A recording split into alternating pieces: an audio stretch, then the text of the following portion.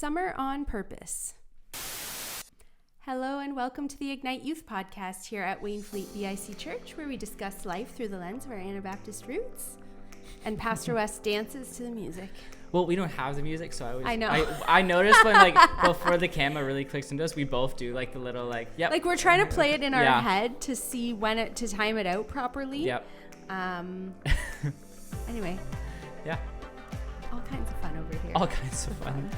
So, yeah, good to have you back. Yeah, Mr. I haven't been West, on, actually, I know, you've weeks. been away a few weeks. We've had the Not intern away, on. but yeah, we've had the intern. Yeah, we've had the summer intern Sierra on, and she's doing an awesome job. She's doing fantastic. Oh, yeah. Yeah. And so, yeah, this is really one of the last podcast episodes before summer really hits. Yeah. And we wanted to talk a bit about summer and what's coming up.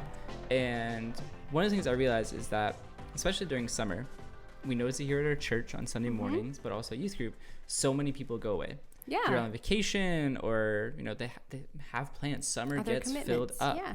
And so part of what we wanted to talk about was, how do we have a summer on purpose? Like, how do we, in summer, when we're away from youth group, not going to church regularly, how do we still connect with God? How do we go deeper when we're not hearing the outside sources that we usually have, like youth group or the community we have, or like church on Sunday morning? Yeah. And so we wanted to talk about, you know, what does that really look like? Because then if we can live a summer on purpose, really trying to grow deeper with God, really trying to connect with them, that I think can lead us into a really awesome start of the school year. Yeah. And it actually grounds us in a really good spot going into a time of like a new grade and change and all of that.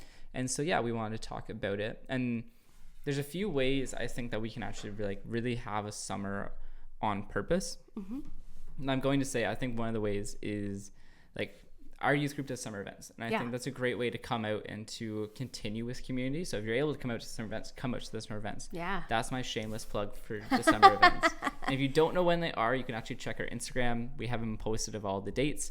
We're doing some fun ones, like in junior high, we're doing a Nerf night, we're doing an extraction night, which is like a reverse escape room kind of thing. Glad it's not to do with teeth. That's wonderful. Yep. Yeah, good. Doing a water games, and we're also doing a lock-in. Nice. That's our junior highs. And our senior highs, we are doing minute to win it. So we're doing an extraction as well. We're doing a lock-in. We're doing water games. And so a few similar, some different. But yeah, also lock-in for senior high. I've been told no one is allowed to sleep. Oof. I don't know how I feel about that yet, but I mean, aren't you used to it? Yeah, pretty much. Young children does that too. But are they on our website yet? Are they up on our website? No, not yet. The summer things are coming soon, so check back. Yeah. They're on Instagram if you want to see the dates and posting. Our intern Sierra made all those, and so that's a great way, I think, to keep up with the community, to keep up with people. But when we are alone more often, when we, because summer, I found as a kid, we're alone with your family more, like doing vacations or other things, or just hanging around the house. So how do you then keep up with God without hearing from youth or without hearing from church on Sunday morning? And I think one is to actually make a plan for yourself. It's making your own personal discipleship plan. And how that works is, creating time through your day, because you're gonna have more free time in summer to where you can actually read your Bible daily. Have designated prayer times that you can actually go into. Fill the space that you're around with worship music. I found that is something that has been really helpful for even myself in our house. Is just, we have worship music going all the time, and it's there in the background. Sometimes it's quiet, sometimes we turn it up really loud, but sometimes it's just there and it's quiet, and you catch yourself, this song's on and I can sing along, and it kind of fills your mind with those. We have I'll do my own shameless plug here. Awesome, if you don't mind. The church has a Spotify account, and we have several playlists there, and I mean, we can make more. So if you send us your favorite songs, I mean, I would love to see we do have a youth focused one, but I think that it hasn't probably been updated in a little while. So if you want to send Wes or myself song suggestions, then we'd love to make a playlist of ones that you guys want to listen to, and we'd love to do that. Yeah, that'd be fun, great. That's a great shameless plug. If you're having trouble finding us, just send us a message too. We'll help find you on. But and so those are a way to make a discipleship plan for yourself. And those are all good areas to grow in, especially over summer, like some own personal Bible study, some personal prayer devotions, listening to worship music. And now with that, no matter what, we're not gonna be alone all summer. No. Hopefully you're not locked in your room all summer. That would be terrible. Sounds like a nightmare. It does. It's not like we lived through that a few years ago, right? Yes, I know. But most likely you're going to end up being around friends and people. Yeah. And most likely you're going to be around people who may not actually know who Jesus is. And so part of summer, which gives us this awesome opportunity, especially with the last two things that we've talked about with Sierra, which is going and telling, going and actually sharing the gospel. And so with who you are around through summer, most likely you're going to hang out with people over and over and over again. Yes. And so with that, it gives you, I think, this really great opportunity to dive deeper with people, to dive deeper with sharing the gospel or bringing Jesus into people's lives who you may not have. I know part of Sierra's lesson last week was choosing someone or a group of people specifically to really talk to them about God. You know, what story can you share and relate to? And I think over summer, you have that chance. One of our students last night at youth kind of shared how, like, he's part of a running group. Yeah. And so, like, first off, he has in common that he loves running. He can connect to these people and he can go deeper with them through personal story or different things. And so it's just a really good time and a good place to try and go deeper. And from there, I think part of it is holding on to your faith as well. Summer can be difficult when you're away from people in your community. And when you're away from those people, it can be difficult to really hold on to your faith. Faith is not something that's meant to be done alone. It's meant to be done in community. And so when we are alone, it can make things difficult. And for sure. I think a lot of us have the feeling and the scar of that from COVID a few years ago. And I think we hugely noticed the need for community after that. Definitely. And so in summer, you know, if you don't have a lot of plans to be with people, like, come to the summer events. Or I know so many people are going up to Camp Cockaway, even for family camp or different just weeks of either volunteering or other things, but it's a chance to really try and dive deeper. And so hold on to your faith, keep it centered. That's a hugely important thing. And I think a lot of it turns into our intention of what we want in the summer. What is our, I always found this as teenagers, you go into summer like, I have a goal for summer. This is what it is. And I know some people are like, I'm going to learn this. I'm going to learn guitar. I'm going to learn mountain biking. I don't know why I said mountain biking, but just real life skill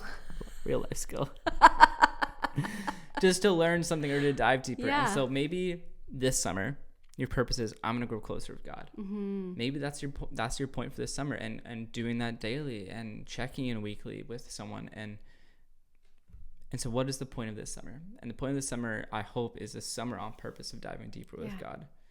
And I know this is a shorter podcast. It's okay. But it is what it is. Yeah. And that's okay to have such short podcasts sometimes, right? Yeah, definitely. Right? Yeah. Absolutely. Yeah. I keep thinking about, are you old enough, Wes, that when you would, like, get books in the summer and then at the end, and you would read them? Okay, I'm asking. Stick with me on this. And if you would read so many books, the library would, like, give you a coupon for a free personal pizza. Did you ever get that? No, because you didn't read, or because it didn't exist? Okay. I didn't read. Maybe libraries did this. Libraries totally did this. Okay. Ask your parents, guys, because your parents will all remember getting, like, a free personal pizza for reading so many books.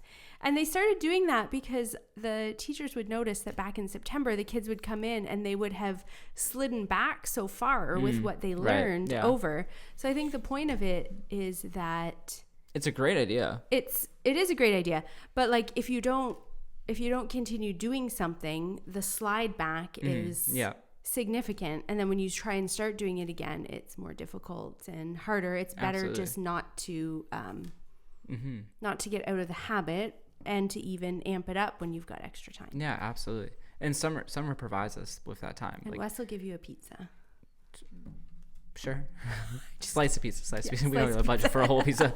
But no, I think you're right. Like, summer gives us so much time to really pour in, like, to learn new life skills or anything.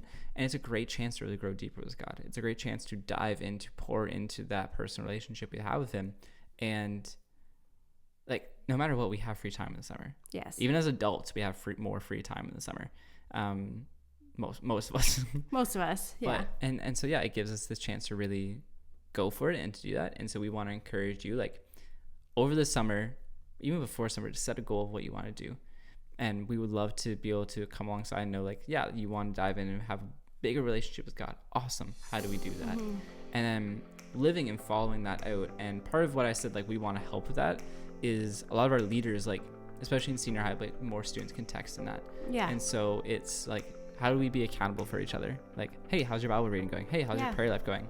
What worship songs are you listening to lately? Start a YouVersion app reading plan together. They're easy, they're free. So yeah, and so whatever we can do to help partner students, we want to be able to do. And so we now want to encourage students, like, hey, reach out, let's do this, and let's have an awesome and amazing summer on purpose. Thanks, Pastor Wes. If you'd like to get in touch with Pastor Wes, you can reach him at wes@waynefleetbic.com. My email address is julie@waynefleetbic.com. So send us a message, and yeah, look forward to connecting with you next week. Have a great week. Bye.